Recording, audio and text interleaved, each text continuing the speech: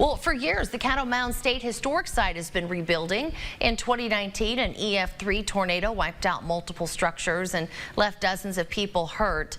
East Texas News Weekend's Mariela Gonzalez was there as they planned for the first Caddo Culture Day since the tornado.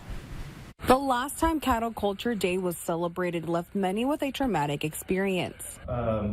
This is a really big event for all of us, and there's probably going to be some raw emotions on the surface. It's hard to say how people are going to react. Jeff Williams and members of Friends of Caddo met today to discuss plans to bring the event back to the site. Assistant Site Manager Rachel Gallan says in past years, they would welcome those demonstrating many traditions. And we will have Caddo drummers and dancers. The Caddo do social dances. They're dances that have been part of their culture since the beginning. This year, they will be highlighting the Caddo Back History Revival Project.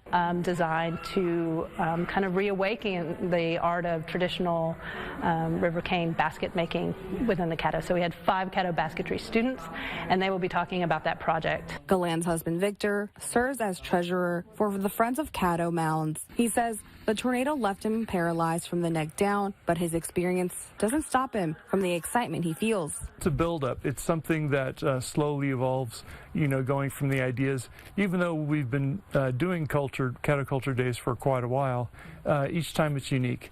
Gallan says there were 85 people on the site when the tornado touched down, and many have come back to be part of the rebuild and planning. A roller coaster of emotions, but also a real symbol for all of us of resilience. Mariela Gonzalez, East Texas News Weekend. Culture Day will be Saturday, December 2nd from 10 to 3 at the Caddo Mounds State Historic Site.